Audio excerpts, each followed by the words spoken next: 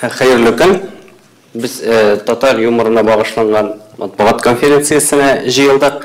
Һәм безнең кунакларыбыз Мунча ташы театры җитәкчесе Татарстанның халык артисты Гамил Асхадулла, Татарстанның халык артисты, Башкортстанның атказанган артисты, җырчы һәм юморист Җавид Шакиров, Татарстанның атказанган артисты, шулай ук җырчы һәм юморист Данир Сабиров, җырчы, юморист һәм продюсер Рифат Зарипов, җырчы һәм юморист Әбрих Хабриев.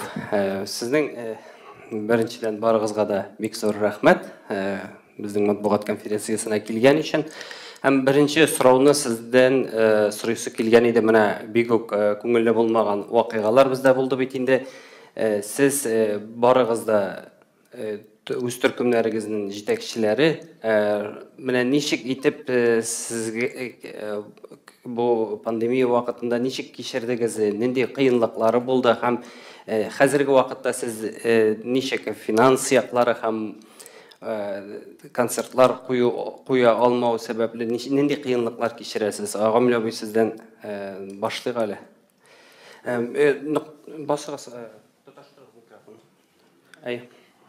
Беренче исәмсез. Беләсезме нәрсә? Без артистны бүтән кешегә аерылмый, шулай ук бүтән законнарга буйсынып, маска киеп, перчатка киеп, әзрәк алдап җылдап эшкә дип, әзрәк магазинга барып кайткалап, шулай дип йөрдек инде. Эш бетте, тукталды. Безнең бик күп концертлар калды, билетлар сатылып беткән иде, тулы заллар, икешәр зал булган җирләрдә булды. Соңгы концерт булды безнең менә Зеленодольскида. Шуңа артист кешегә генә аерым өлгөтө бирмәделәр. Команда ял итә. Нидер иҗат белән шөгыльләнеп булмый. Пока менә шул өйдә кем ничек булдыралар, шулай тырышабыз инде. Булай элемтәдә торабыз инде барыбыз да. Җавид абый сездә ничек? Микрофонны кушыгыз бар. Алла. Ярый. Шулук тема, менә шулук мәсьәлә, бездә дә шулук борчулар. Концертларның күбесе инде менә март аеннан башланасы гастрольләребез шулай кичектерелде. Инде самоизоляция, менә үз изоляцияга килгәндә иҗат туктап тордымы, юкмы дигән сорауга мин болай гына дип әйтер идем. Иҗат ул инде тукталмый. Ул инде һәр кемдә яңа җырлар, яңа мәзәкләр, яңа юмор өстендә эшли торгандыр. Һәм менә иҗат күбрәк мин күзәтеп барам, инстаграмчик буларак, һәм менә телефонда. Беркемдә тик тормый. Барсы да ниндидер видеолар куя, мәзәкләр куя, тормышта булган хәлләрне куя. Тамашачылар белән элемтә әлегә шулай булды. Исән сау булып, Алла биргән булса, менә гастроль сезоннары башланыр дигән өметтә калыйк. Һәм инде тамашачылар сагындылар, зарыктылар, көтәләр. Шулай ук менә монда утырган артистлар минем сүзне дәлилләр. Исән сау булыйк, үзебез сәламәт булыйк. Шуңа күрә юмор хисен бер кайчанда югалтмыйк әле. Аллага шөкер, без оптимист булыйк. Рәхмәт. Рифат сездән сорыйсы килгән иде. Менә Рифатның аның туган көндә булды. Бу җыелу күпмедер дәрәҗәдә. Хөрмәт. Шаярт әйткәндә. Рифат сездән ничек сезнең төркемегездә? Безнең бу инде мартның 16-17-семе токтатып куйдылар да, без Сибир якларын дәредерек Сургут шәһәренә барып җитеп, шуннан Аллага тапшырып, концерт куймыйча борылып кайтып киттек без. 2000 километрны. Шундыйрак булды. Нишлек инде шулай ук бездә иде баштан инде прикатнастан Аллага шөкер ял булды аликатта дип авылга кайтып килгәнек, анда ай ярым торып килдем. Моннар тәгә фешеларга дигән шикелле кайтып ял итә арылды. Төркемгә килгәндә сорау бирдегез, төркемегез нишле дип, менә төркемдә без 14 кеше, аның икесе минем абый, бер туган абыйлар, калганнары яшь егет кызлар. Һәрбер безнең ипотекасы, кредиты бар. Барыбызда да бар инде ул. Шуңа күрә без инде шулай сөйләштек, төркемдә акча бит инде безнең концертлардан керә. Концерт куйдык, акча булды, акчаны шул көнне түлибез, шул көнне бара. Кермәгәч аны биреп булмый, алай да әзме бераз җыйган запастар булды сәбәпле, төркемдәге егет кызларга кредитларны, ипотекаларына менә 1-2 айларына булыш алдым. Дальше менә нәрсә булып бетер, әгәр һаман концертларны ачылмасалар, безнең дә запаслар кимеп бара инде. Шул. Рахмат һәм Данир сезгә шул ук сорау. Рифатның фикере белән уртаклашам, бездә дә хәлләр шулай. Теге әйтәләр бит, иң зур плюс нәрсәдә артистлар өчен бу самоизоляциядә дип. Плюс якларында сорыйлар бит, әле журналистлар ярата инде аны. Мин булай дим, артист өчен иң зур плюс самоизоляциядә үз өеңдә үз хатыныңны сөясең. Ну бу җавап белән миңа кагылмый. Безнең хатыннар һәрвакыт бергә. Шуңа күрә безгә вредность та түләмиләр әле. Сөйләшергә кирәк. Алганы, әй хабилем. Yok, Danir'in sözüne gene kuşlas kile.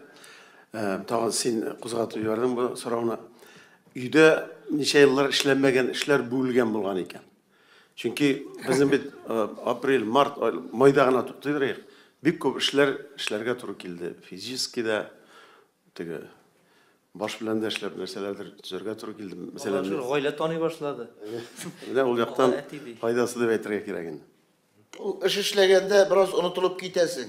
Башлаганда, но бер эшнең уртасына җиткәч барыбер баш кайный.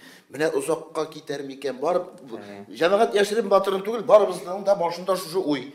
Кайчан концертлар булыр, кайчан гастрольләр булыр, кайчан тулы күләмле матур итеп рәхәтләнеп эшләп, әз генә акча керер. Монда яшерен батырын сер юк. Менә алар да ул бакча эше дәйбәт, онытылып торасың, ул вакытлы чагына.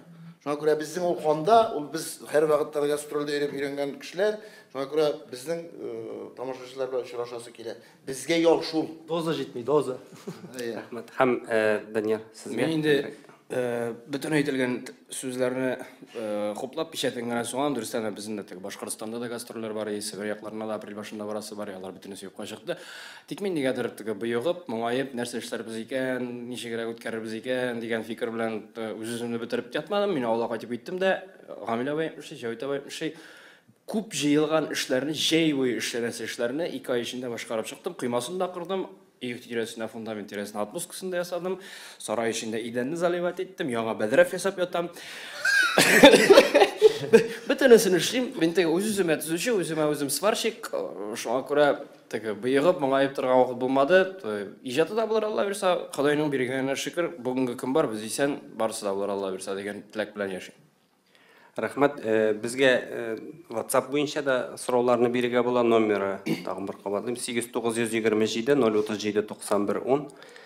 Журналистларның сорауларына күчексен сораулар бармы? Birinci sorumlar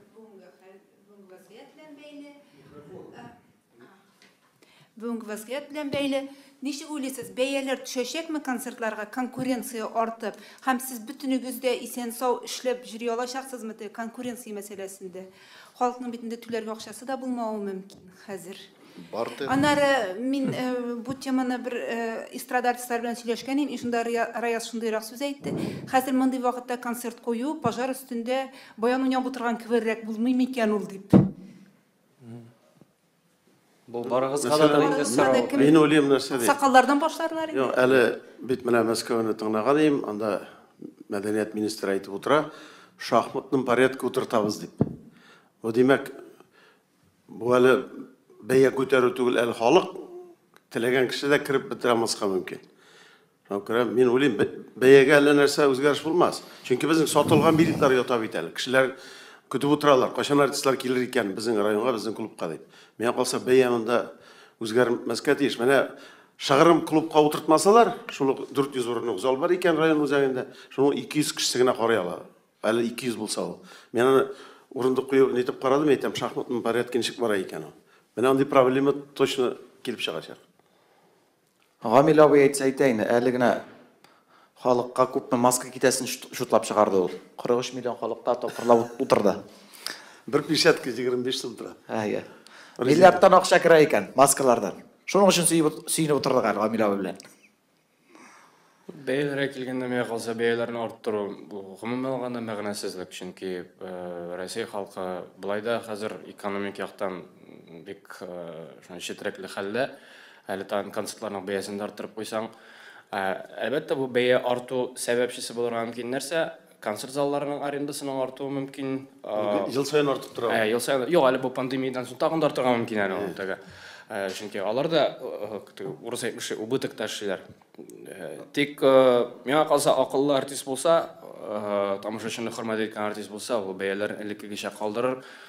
Аз гына булса да үзенә убытокка эшләсен, тек тамашашының хөрмәтен яклау өчен, саклап калу өчен миңа қалса бәя арттыру кирәк әйбәт. Чөнки Инстаграмда ничә артист онлайн концертны бушка куйды, кайбер артистлар 100 сум түләтеп концерт күрсәттеләр. Менә бу әйбер шулай гауга тудырган нәрсә. Ол 100 сум түләткән кешегә дә бер сүз әйтеп булмый. Аңа да әйтеп булмый, әлбәттә. Йо, монда һәрберсенең үзенең карашын миңа калса, кем ничек тели, монда әйтеп булмый. Монда халыкта булай да хәзер акча калмый. Халык булай да инде якынча 2 ай тирәсе акчасы эшсез утырды. Хәзер күп җирләрдә удаленкага күчерделәр, идән эшчеләр зарплатларын кыстылар безнең. Мәсәлән, радиода да шундый ук хәлләр. Ул халыкның әле концертка барырга теләге булыр микән? Менә бу сорау бара. Мына бәя арттыру турында түгел, теләге булыр микән һәм мөмкинлеге булыр микән? Мөмкинлеге һәм чынлап та. Менә печатный продукция бикнең арта. Безнең менә бер 10 ел барды шул бәя йөри бит инде. Килеп карайсың, җавит күпме куйган икән, тегесе күп. Шул бер тирәдә бәя йөри безнең артистларның. Артык куйган кеше бик сирәк ул. Шуңа күрә бәя чынлап та артмаска тиеш. Шул ук вакытта Камил абый менә юмористлар түгел, калган артистлар белән чагыштырганда барыбер яраткан кешесенә бара ул тамашачы. Билеты кыйммәтрәк була. Мин аерып әйтәсем килми. Ну, билет кыйммәтрәк булуга карамастан, тамашачы тели икән, ул бара анда. Һәрберсенә Менә монда шул ук мәсьәлә, билетлар сатылган, кайсы бер менә Гамил дә әйтеп китте бит әле. Бер кеше дә аздап әйткәне юк әле. Шахматны порядокта утырту булса, менә хәзер бит ул концертны оештыру, концерт кую гына түгел бит. Аның бит әле башка яклары да бар. Аренда мәсьәләсе. Залга 400 орынга 200 кеше кереп утыра икән. Бу оешма Дом культура барыбер үзенең арендасын алмыйча калмый. Димәк, бу залда 2 концерт куярга туры килә. Менә шушы 400 тамашачыны канәгатьләндерер өчен. Аренда түләйсең? Икесендә дә алар, чөнки анда утка түләргә кирәк. Әгәр дә бу очракта, мәсәлән, концерт залы артистка, урыс әйтмешә, уступкага бара икән, әгәр дә ярты бәясен ала икән аренданың әйбәт. Шахмат порядкы сорыйбыз инде. Әйе. Менә моның өчен Мәдәният министрлыгының бер карары кирәк. Чөнки тамаша залларына менә хуҗаларга җибәрелергә, менә киләләр артистлар, канәгать булып китсеннәр. Яраткан тамашачы Данир әйтә, ул килә, ул бәясенә карап тормый. Ул чөнки тере артистны күрәсе килә, барып тере музыка тыңлыйсы килә, юмор тыңлыйсы килә. Ул телефонда концерт куюгына, онлайн концерт, ул барыбер бу аралашу үзең оныттырмау гына дип атала. Мин шулай гына дип әйтәм. Менә онлайн концертка килгәндә, ярый, җырчы ул как-то җырлый. Менә без юмористлар миниатюра ничек җыелып укыйсың, өйдән чыгарга ярамый. Шулай бит? Юк, әле аның миниатюрны буш залга, булмаган тамашачыга миниатюра күрсәтү гомумән мәгънәсезлек. Менә иң соңында моның белән очраштык. Тапшырды. Аның бит Кеше күлдереп булмый анда. Аның бит отдачасы юк. Отдача булмагач син бит үзеңне җыя алмыйсың, алга таба эшли алмыйсың. Билгеле бер телевизион съемка булса, төшерү булса, анда аңлап була аны. Менә бездә чыгарыңнан чыгарып булса да күрсәтәсең инде. Менә безнең профессияның менә асылы да шунда. Чөнки юморист нәфис устасымы, юмор сөйләүчеме аңа контакт элемтә булырга тиеш. Менә аралашу булырга тиеш. Әллә нинди матур мәзәкләрне дә син яттан белергә мөмкинсең. Аны җиренә җиткереп сөйләр өчен аңа менә дәртләнеп әйме, менә шу тамашачының реакциясе кирәк. Менә бу онлайн, менә дөрес әйтәсез егетләр, мәзәк юмор сөйләр өчен менә бик кыен. Бик ни. Ха булмагач, телевидениега чакыралар. Әйдә 4 камера, 5 камера төзәп куялар да, давай юмор сөйлә. Менә шушы камерага карап ул юморны мәзәкне сөйләп булмый. Әгәр дә менә шунда бер 10-15 кеше утыра икән, әгәр дә аның елмаюын күрәсең икән, кайф күтәрелә, үзеннән-үзе сөйлишә. әле бит менә кайсыдыр журналистлар менә елмаеп куя, уже реакция. Аннан соң яңа ел тамашаларын төшергәндә махсус артистларны җыеп утырталар. Шулар да рәхәт уже чыгыш ясаганда. Чөнки син беләсең, менә бу урында тамашачы көлергә тиеш. Буш зал булса син Чик. Маскалы тамашачының елмаю көрмеме. Сен сәхнеде вакытта һәрбер кешенең елмаюын карап утырмыйсың бит анда. Сен концертка куйганда тамашачы маска белән утырмый. Шаркылдап көлгәне иң мөһим реакция шул. Анда кешенең елмаюын бәлки шикрәйеп карап утырмыйсың бит сен һәрбер кешенең. Елмаямы, юкмы? Кем белә, бәлкем ха-ха көлергәме, авызын каплап көлергәме? Сез үзегез турында әйттегез. Мен менә махсус тамашачыны төшергәнем бар. Не буе камера куйдык та, беләсезме, анда маска керек тә түгел. Менә түртә, аны маска йөз күрмәсә дә, карап чыктык узан, күршесенә түртә, булайлар итәләр. Кайсы булай гына утыра менә. Утыручы күршеләр теге. Менә булай күршеләр күршеләр дә булсалар әле. Берсен күреп Менә шундый, әгәр дә яхшы тамаша караганда инде. Сораулар тагын бармы? Әйдә. Рифатның кичә туган көне булганын сизелә. Котлаулар әле дә килә. Шәһри Казан газетасы билетлар буенча менә Гамилә бу әйтте, кайтарышы юк ди. Башкаларыгызның менә Рифатның шундый очрак булган хәтерлим мин, билетларын кайтарып акча сораучылар күп булдымы сезнең? Безнең монда бит инде сезон башлана дибез, сезон ябыла дибез, көз башлана, яз тәмамланырга тиеш иде инде ул. Ну, иртәрәк ябылды, кызганычка каршы. Казан бит инде, Казанда көбез барыбер теге экзамен шикелле, имтихан шикелле концерт куябыз. Казан эчендә бөтен артист инде икешәр, шушы сезон эчендә дә икешәр тапкыр, 3-4 тапкыр куеп чыктылар. Мен өметләнеп яздан гына көткән идем, әйтәм, барысы да куеп бетерсен, аннары ахырдан гына без куербыз дип. Моны кызганычка каршы шлагбаум төште. Шуңа күрә Казанында алган кешеләр, Казаннар гына язды, башка җирләр безнең тоже куелмаган 2 айлык концерт калды анда. Балык бистәләр, Лениногорск, бик күп санап китсәң, Башкортстан, Татарстан, Казаннан берничә кеше яздылар. Рифат акчаны кайтар дип. Алар уйлый инде кассадан барып алгач, акчалар мин алдым дип. Әле алган түгел, теге минем акчага да йорт салып ятасың икән. Безнең әле концертны куймыйча, хәзер бит инде гомумән теге счетларга күчерәләр акчаны, кассадан салдырып алып булмый. Концертны куйганнан соң да пока договорларны подписать итмисең, эшләмисең, бер 3-4 көнсез күчмәй әле ул акча. Ул күчкәч аны сразу алып булмый әле ул акчаларны. Андай бер дә бар. Шуңа күрә теге тамашачылар әзгенә кайберәүләр берсе дип әйтмим, бер 5-6 шундый хәл булды. Син танышландырып әйт, процентын түлим, арта тора. Ул миндә түгел бит ул җавап табый. Ул кассирдан алганнар икән, кассирда тора ул. Кем кассадан алган, кассада тора. Менә безгә бирсеннәр акчаны диләр. Бер нинди кассада эшләмәгәч, мәдәният сарайларында эшләмәгәч, каян кем бирергә диләр. Ачылу белән бирәләр дип язам инде барсына да. Ашаган белмәй.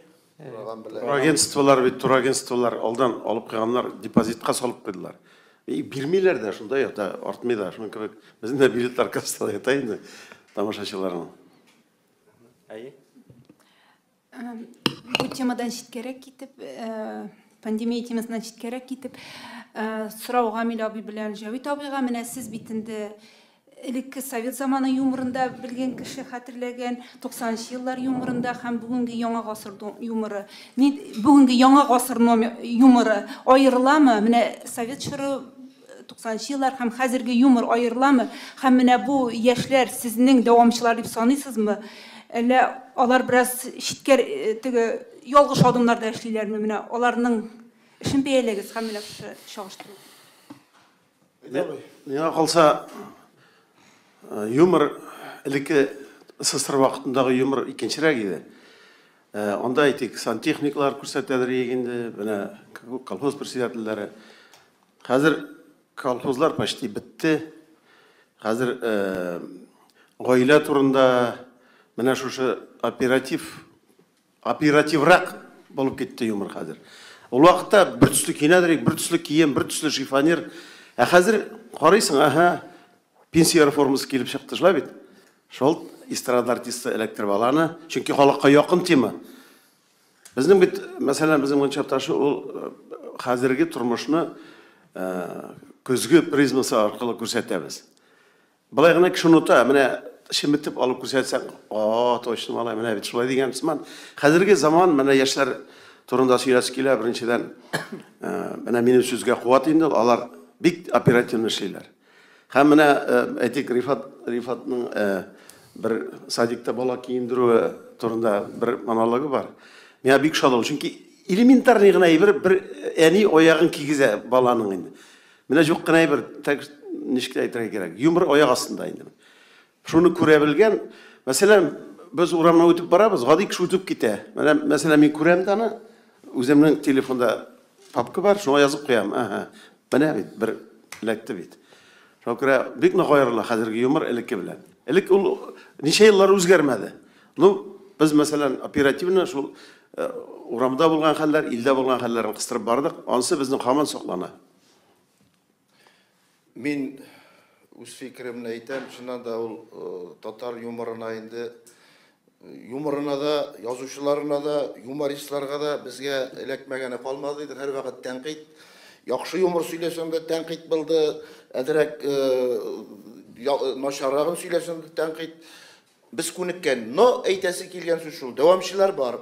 Әммәден ләкин олардың ампулуасы икенче. Олар менә әйтәләр 3 ватном, 4 ватном дип әйтәләр. Менә алар төрле яктан. Чөнки юмор өлкәсендә генә эшләү хәзер ни түгел, урыны түгел. Артист төрле яктан камил булырга тиеш. Менә заманында без инде хәзер 30 елдан артык эстрадада эшләгәч, без СССР заманындагы юмор белән менә бүгенге көн юмористлар арасында җир белән күк арасы. Тулы күләмле менә язучылар язган юморларны сәхнәгә чыгып сөйләү бар иде. Халык көләдер, чөнки аның кадагына монолог бар иде. Хәзер ул монолог сөйләүләр бетте. Хәзер кыска гына. Хәзер шул монологны стендап алыштыра бит. Стендап дип атала. Менә алар менә шушы дулкынны тотып алып, алар инде матур итеп җырлап талалар, бип талалар, сөйләп талалар. Менә монсы bu яңаша. Приколлы юмор инде ул, приколлы юмор. Приколлар бармы соң? Прикол деген теге татарчасын җик булай гына. Татарча төгәл тәрҗемәсе юк та инде. Элек менә монологның бит аның инде асылы бар. Монологта сюжет бар. Аның башы бар, кульминациясе бар, ахыры бар. Кеше образда була. Кеше образда эшли. Хәзер монолог сөйләүдә никадәр генә күңел эчтәлектә булмасын, монолог чыгып сөйлисен икән, тамашачы аңламый хәзер. Хәзерге заман тамашачы аңламый. Ул кивесенчә тәнкыйтькә башлачак. Тагын хатын кыз булып килеп чыкты инде, менә тагын бу инде, тагын сантехник инде, тагын тегесен, тагын монысы инде дигән. Хәзерге заман тамашачысының юморны кабул итү сәләте дә үзгә, чөнки ул замана белән бергә атлый, бергә үсә. Юморның төрлелеге дә арта. Шул ук менә Америкадан килгән стендап жанры инде хәзер Россия эстрадасында ул киң кылач җәйсә, безгә ул кирип кенә бара. Бездә әле аны шулай аңламаучылар җитәрлек. Барыбер хәзерге бугын үсү дәрәҗәсендә ул инде аның аңына зиһененә керәчәк Алла бирсә. Һәм стендап жанрының асылы ни дә? Кыска төрле комитлардан, кызыклардан җыелган, төрле өлкәләрне берсенә берләштергән, тик асылы үзенчәлеге бер төрле булган номер инде. Шулай дип әйтергә бит. Шул ук менә Аркадий Райкиннарны алыйк, Хазановлар, Петросяннарның башлангыч чорындагы монологларын без әле кабул итә алабыз, хәзерге бугыннан гомумән алганда аңламый. Аларда бар сатира, аларда бар сарказм, аларда бар ирония, аларда эчтәлек икенче төрле. Алар өчен мәгънәсендә жанрның үзенчәлекләренә нигезләнеп ясалган номерлар. Хәзерге заман тамашачысына фикерләү, нәрсә турындадыр уйлау, сөйләгән әйберне эшкәртеп, нәтиҗәсен чыгару дигән әйбер кирәк түгел. Хәзерге заман тамашачысына кирәк җиңел әйбер. Әйтте, ха-ха, бетте. Менә тиз кирәк. Хәзерге тамашачы уйларга яратмый.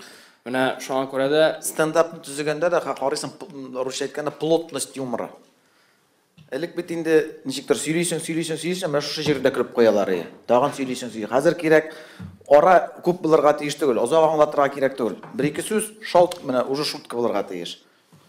Шушындыйрак таләпләр хәзер. Андый номерларны эшләү, андый номерларны әзерләү күпкә кыенрак монологка караганда. Сез нәрсә әйтер идегез хәзерге юмор турында? Мин вообще юморист түгел. Анардан атыгыр инде. Шулай гына егетләр дөрес әйтәләр. Шуннан да шулай аяк астында инде ул мәсәк бүрелеп карасаң, шушы көндәлек булган әйберләрне гамәлгә әйтмәшләп, күзне ачып үзенә искә дә аска да карап күрә берсәң, төрле образларда күренә, төрле кызык хәлләр дә аяк астында ята. Аяк астында гына түгел, бу бәлки менә импровизация, мен менә Рифатның импровизациясын әйтәм. Импровизация зур уйлый, сходу уйлап табу. Мен аны Рифат өзі хәтерлейм екен, жоқ мекен, шығырданда бір қунақ тәқдим етті шошындай ойын қазір. Той барашында енді. Мен ғұмырлікке қалды, янәсін енді. Түбәтейді түрлі сөзлер жазылған қағазға, һәм бұл қунақ айтайын. Har бір қунақ менің бұтар астымда дейірге тейішті, шушы сөзін оқырға тейішті енді. Еске ойын енді, Советлар Союзындағы. Бәлкі әйі енді. Мен тігі оптырады мені, мен тігі қунақ мұны тәқдім етіп ойын енді. Біз Рифат білен екі оп барабыз, яра, шулай тәқдім еткен екен, ярайын кетті қунақлар білен. Һәм бір қыз алды, менің бұтар астында қағазын алуға бүтін дүния деп қойды. Рифат қарап тұрды. Атыбыз бүтінімізде шунда екен дейді. Бүтіні сүкіліп жібер. Мен ғұмырке қалды. Рифат әлі олтыға, юморист әлі олтыға импровизация болырға тейіш күшілі тігі. Нешкен абылмасын, мотор едіп шығып кетірге тейіш. Ситуациядан шыға білерге керек. Әр тамашашы білен шуңа көре артистің сәхнеде концерт қою, юмористің басып тұру, тамашашы білен ілімтеде болу. Міне шул енді ол, импровизация. Ол бүйт, міне стендап деп айтасыз, еме қысқа ғына мәзәк.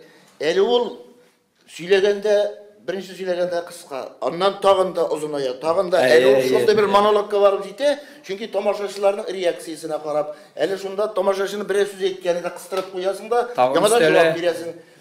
Ол қызық әйбір әр вақыт үсегіне бара. Анар біздің тамашашының бір кетік деп айтып болмасын, бәлкім жетішсіз яғады да. Біздің тамашашы, біздің ғылмен татар халқы комплекслы халық. Бізде міне бұлай етерге ярамай, мұны етерге ярамай, мұның тұрында сөйлерге ярамай, міне бұлай кейінерге ярамай, бұлай шақнайға шығырға ярамай, сахнада бұлай қылған. Міне шындай комплекслар жиылмасы бар. Ярамай. Ресей эстрадасында, шетел юморында, мен өзім YouTube каналлардан Америка стендапларын қараға яратам. Аларда ғылмағанда екінші атмосфера, аларда ғылмағанда тамашашыға материалны жеткіру бүтінне екінші түрлі бара. Алар иркен. Аларда белгілі бір киртелер, қысалар жоқ. Алар аңлаған кіші аңлай, аңламаған кіші аңламай.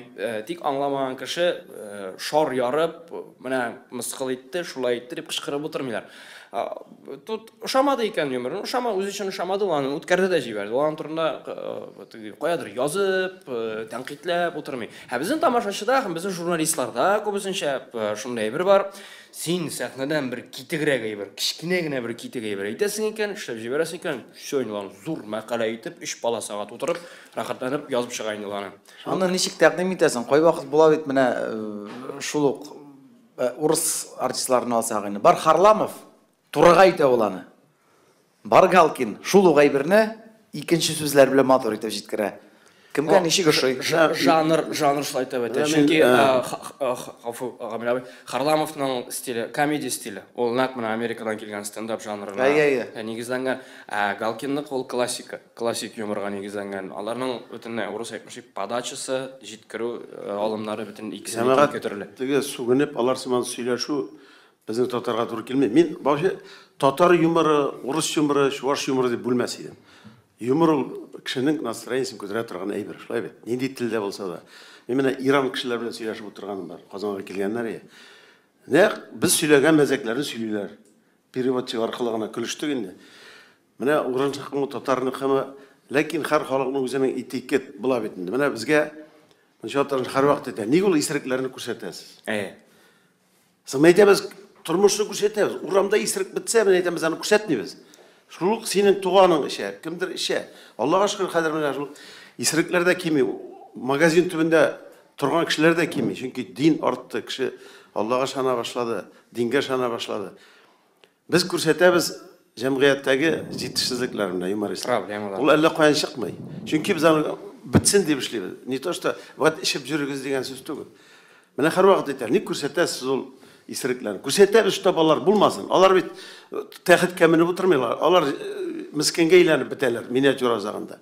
Или ол үйлен алмай ері, или ол шулдырақ әйбізде бар. Ол айттан бей, аңлаған кіші аңлай аны. Аңламаған аңламайды. Ол аңлатып болмай. Шулық міне, мәселен, Серен Байрамов, менің түркімді ашлаушы жегіт енді. Ол стендап, күшлі стендапер. Сөйлей, анда, әр бір группада менің әр бір бейушіме шындай матұрғына тәнқит ясап күлейінді ол. Қой бір төбәкте, мәселен, олай шығады айтам, мен мына вообще жырлай білмеймін де, мен жыршы түгіл де, мен вообще жырлай білмеймін, мен Данир қадар да жырлай алмаймын де. Қай бір жерде тамашашы күле, шылай дегеш. Қай бір жерде күлмей. Анда уже реакция, сен біздің яратқан артисттан күлесің деген, дейі бірәк деп айтайын мен. Шулық пародияға келгенде де, кімгәдір yazасың, кімдір ақырып күле, кімдір міне мысқыл етесің сен аны дейді. Аңлағаны аңлайын, аңламағаны жоқ. Рахмат, һәм менә бер сорау килгән иде. Пародия дигәннән аңлаш сөйләргә генә кушам. Сөйләгез генә. Чөнки җәмәгать ул артистны популярлаштыра торган әйбер. Шуңа күрә сөйләсеннәр генә. Ул нинди сәдип кенә сөйләп бетермә. Яхшы яраталар бит, тамашачылар ярата. Тагын сөйлә. Рахмат, менә сез әле генә әйттегез, аяк астында дип әйме, мөмкин булса импровизация, belki siz әйтерсез, менә бу матбугат конференциясыннан сез нәрсәдән көләр идегез? Менә безнең монда җыелуыбыздан сез бит үзегез әйттегез аяк астында дип. Belki шундый сезгә бер кичкенә генә бурыч мөмкин булса. Һәм менә ТНВ-дан сорау. Халык 5 ел элек нәрсәдән көлгән иде? Хәзер нәрсәдән көлә? Аермасы бармы? Biz o turda сөйләшеп алдык бит ямагына инде. Хәзер концертлар башлану белән бөтен артистның телендә, юморында шушы коронавирус булыр инде. Хәзер юморның нигезендә нәрсә ята? Актуаль материал. Нәрсә бөтен дөньяга шаулаган, шуның турында көләргә кирәк. Әгәр син вакытында аның турында шаярып калмыйсың икән, үзеңнең номерларыңда бу материалны кыстырып калмыйсың икән, аның актуальлыгы birər yıldan, bir iki aydan belki yoxqa da шығыра mümkün. Элек шаушулар прессада да, матбугатта, телевидениеда, радиода нидер глобаль проблемаларны бәлки аның кадәр зур ачык дәрәҗәдә күрсәтмәгән булганнар. Шуңа күрә тормышчанрак булгандыр бәлки юморны, шул исәрекләр, шул хатын-кызлар, шул сантехниклар, шул әби-шәби, бабайлар һәм башкасы. Хәзер юморның нигезендә актуаль материал ята. Син менә тормышта бер булды, соңгы булган вакытта буенча вакыттагы шау-шу куптарган мәгълүматны, вакыйгаларны син үз юморыңда, үзеңнең чыгышларында кулланырга тиешсең. Нәкъ менә аның хәзер асылы шунда. Мен син дөрес кулланырга тиеш. Просто әйтеп китү генә түгел. Без менә журналистлар белән бер стильдә эшлибез шикелле. Мен шулай дип, менә яхшы журналист ул таба бер тема, колхозда мында каядыр. Шуны ачып сала тамашачы, газет укучыга шулай бит. Менә шунда җитешсезлек бар, менә шунда шулай үтергәннәр, әйткәннәр. Менә безнең дә оперативность шулай булырга тиеш. Ул икенче төрле күрсәтелергә тиеш. Менә булай итәргә ярамый, менә булай итәргә ярамый, ниндидер. Юмор кешегә ял иттерү әйбере. Кеше килгән акчасын түләп, анда инде ничектер ул ләззәт алып кайтып китәргә тиеш. Монда бит дөрес әйттеләр. Димәк, бу проблема бар икән. Менә шулай әйтмәскә кирәк икән. Бигрәк тә менә чиновниклар бер шор булып алды, берсе дә йөрмәделәр. Менә СССР юморы турында әйтәм. Беренче секретарь да йөрмәде. Даже заводилар да килмидер. Куркалар, сөйләр, безне әйтәләр. Хәзер глава администрацияда килеп утыра, министры да килеп утыра, юмор куркмыйлар, чөнки ул начарлык әйтелмәгән, шулай бит. Әле бу соңгы елларда гына йөри башладылар алар да. Шуңа әйтәм, менә хәзерге җитәкчеләр дә юмор хисле дигән шикелле. Соңгы вакытта бер парадокс, җегетләр мәзәк сөйләшүче бетте. Менә коллективта утырасың, бер мәзәк сөйләшүче, анекдот сөйләшүче бетте. Бер заман анекдот сөйләшәләр, бөтенсә кызып китәләр, нидер ничектер кеше басылдымы, менә юморга карата әзрәк үзгәреш булды дип әйтәс килә. Чөнки кешенең кәефе, юмор сөйләргә кәефе булсын өчен, аның тормыш яхшы булырга тиеш, эше булырга тиеш. Әле өйдә бикләнеп ятып, әле иртәгә эш булыр микән, юк микән? Темаларга килгәндә, менә шушы әлеге дә баягы афәт турында сөйләү булыр. Моннан 10 ел, 15 ел актуаль булган шулай эшсезлек турында да сөйләү булачак. Чөнки күреп торасыз, күпләр эшсез калды. Менә теге әйтә икән бит, берәүдән сорыйлар бит. Бабай, ничә балагыз бар? 4 балакаем. Kimler bulur şeylersin? Bana birisi profesör, birisi injiner, birisi okutuşu, birisi korak, böyle kayse. Niçin bana ide tutarsa kop çıkarga kirek? Yok, elege ulaşata diye beytedik. Bana zamanası, şuna göre tema yeterlik. Самый главный, en mühimi, bana oranını itip, matur itip, şayara bölü kirek. Tamaşaçıga jitkire bilirge kirek. Bana şu Күрешкәч сөйләшеп отырсаң да әйбәт инде. Күрешкәчкә барып Менә, җырлыйсың да. Гамил, син әйтәсең, теге мисал, biz мәзәкчеләр, менә шулай әле, менә Рәмис әфәнде, сез күрдегез, без очраштык, без инде шаярабыз, читтән караган кеше, бәлки журналистлар да, булар бигрәк җитди түгел инде, бигрәк шаярып кына дип. Гомумән без шулай. Элек менә компания белән кунакка барган вакытта да шаугыр килеп тора. Хәзер инде кунакка бару тыелды, кунакка йөрү юк, мәзәк сөйләү юк. Ул бит мәзәк, менә бер-беребездән ишетеп, бер-берсенә прикол ясап, bir сүзгә бәйләнеп китеп. Сөйләр алдыннан беләсеңме моны дип, белмисеңме, менә сөйлим дип. Менә ул шулай булырга тиеш. Шуңа күрә мин аңлыйм, халыкның хәлен исән сау булсыннар, эшләре булса безгә дә була файдасы, концертка да йөриләр, үзләре дә менә һәр вакыт мәзәк кенә сөйләрләр. Безнең халык соң вакытта уйларга да ярат менә. Әбрә әйтеп китте. Без элементарный әйберне аңламыйбыз. Менә өйгә су килә бит. Шәһәр квартирасына су килә.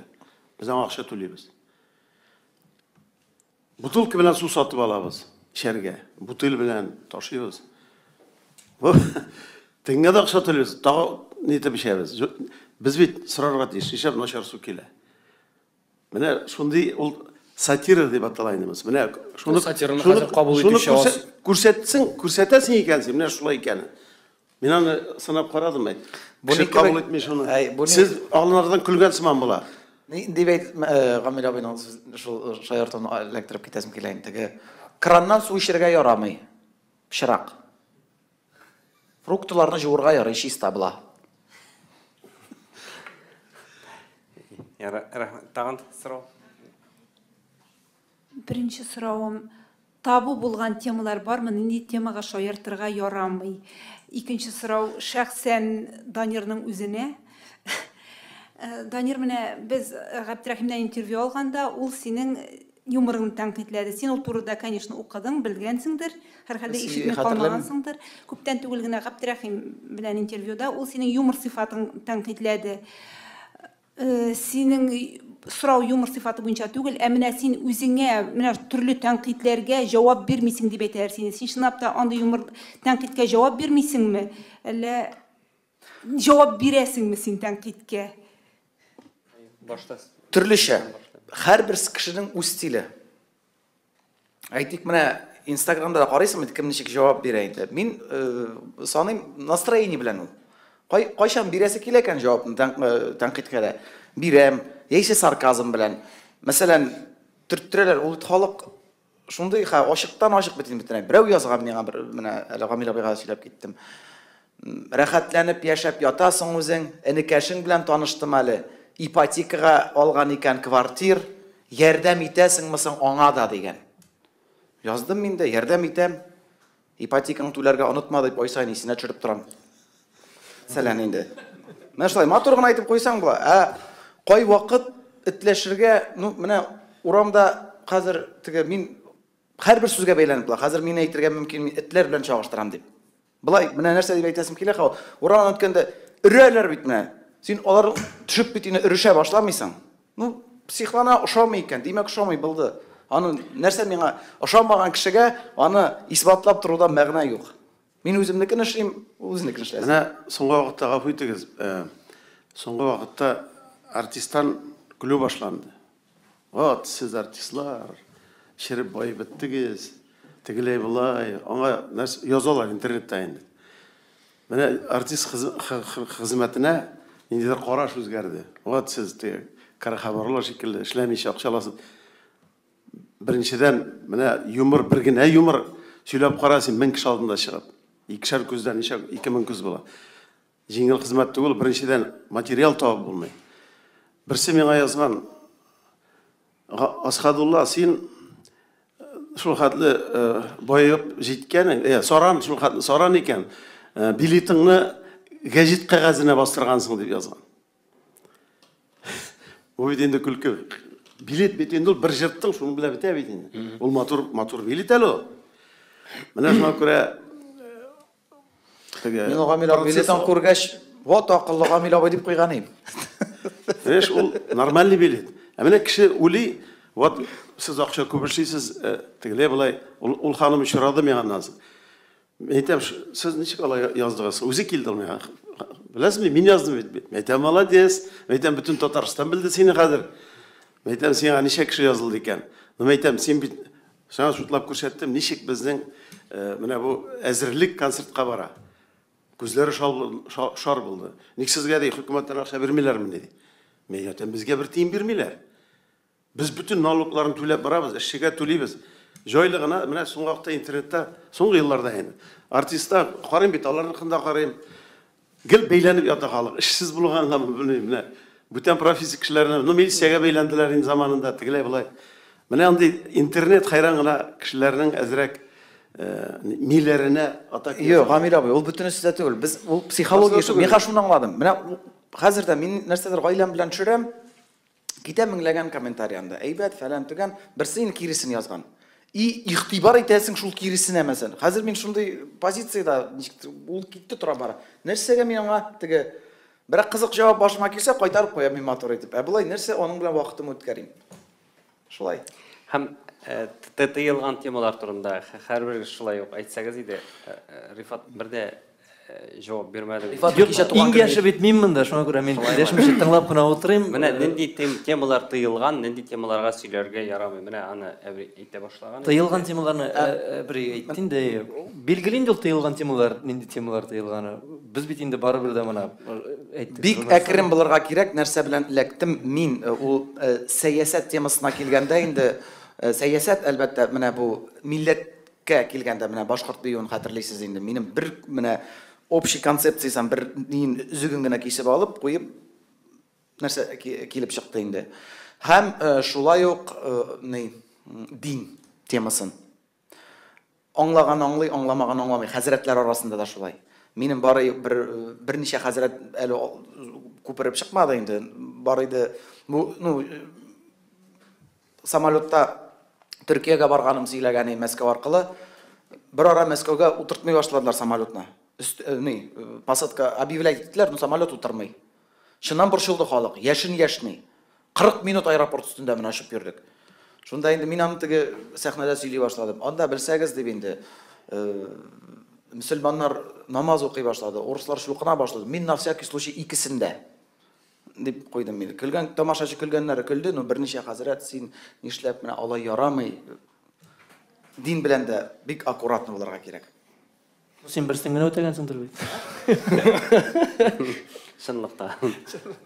Rifat nindi temalar? Şuluq fikirler ya şundan da hem indi bilgenimizce bilden tüben aybirler deybiz bit endi tege ayırım tege aşık şunday tege yatsızrak aybirlerini bizning tamaşaçı o'zi kulib o'tiraydı hi nışaqajın yatsız razı. Алай түгел әле ул теге ятсыз түгел. Ул концертның ашын рәхәтләнеп шыркылдап кira. Ул инде анасын чыккач кирисенчә концерт менә бу дип пойдып китәйин. Күлләргә ярамаган әйберләр күп инде. Һәр нәрсәгә теге мәзәккә кайтарып калдырырга ярамый. Ул инде хатын-кыз темасында күтәрәбез инде. Хатын-кызлардан да көләбез. Әмма дә ләкин ул теге яратып көлү булса, аларны үпкәләтмәскә, шундай аннары югары дәрәҗәдә кешеләрдән дә шома белән генә көләргә кирәк. Әгәр дә син аны мотор итеп булдыра аласың икән, көлә беләсең икән. Рәхимит, әмма дә ләкин теге күз ясыйм дип, каш ясыйм дип күз чыгарга шулай ук ярамый. Ул мәсьәләне дә Теге добрый итеп яратып көлүдә бар бит инде. Менә шулыкта хәтта менә Салават абый шаяртты, Шәфәгать абый урнышмакта булсын. Шәфәгать абыйны күмгәндә. Менә шундый теге Ёлки-палки дигән Салават абый. Ёлки-палки да китеп барды. Яраткан сүз аның ёлки-палки иде дип. Менә шундый подобр мискә төшереп алды. Шундый көлүп тә алдык нитеп тә. Ну, кеше күмгәндә. Менә мен инде үзебезнең театрга килгәндә biz endi ömür boyu Gali iş degan obraz Şamsi Zakirich oynadı inде. Мен oynayım Gali iş deb сөйләшү Татарда Gali iş була алмый. Беренчедән. Шуңа күрә мен һәр вакыт шәхесләргә калырга ярамый дип әйтәм. Чөнки без әйтик какой-то чиновникның министрның креслосына кирип утырмаган. Ул кеше бүтән җанын биреп республика өчен эшли торган. Конкрет шәхес әйтергә ярамый. Проблема бар. Күрсәтсен Gali iş аркылымы. Кирәк шуны күреп ала. Аннан соң менә бик дөрес әйттеләр дин турында. Тукайыбыз бик матур гына шигырьләр бар, муллалардан көлгән.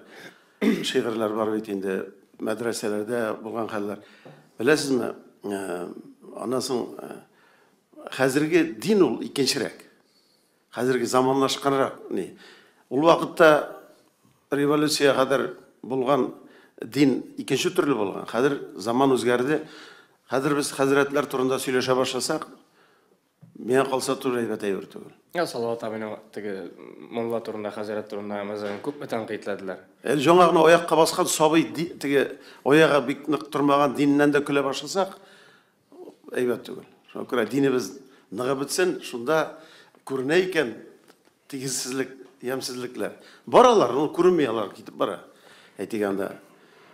Менә шушы ике әйберне әйтә алам мин. Дин, анасы милләт кушыл була инде. Юк, дин тематикасын менә ничек дип әйтим?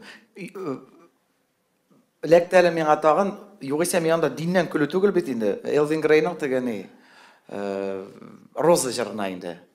Янәсе Радик җырга мен пародия булган. Аның эчендә булган анда мәчеттә аптырап карап куйды хәзрәт, һәм әйтте: "Бар тәхәрәт, ал хәшәрәт, кымган алып киттем кылырга тәхәрәт." Янда кайнар су булган инде кымганда.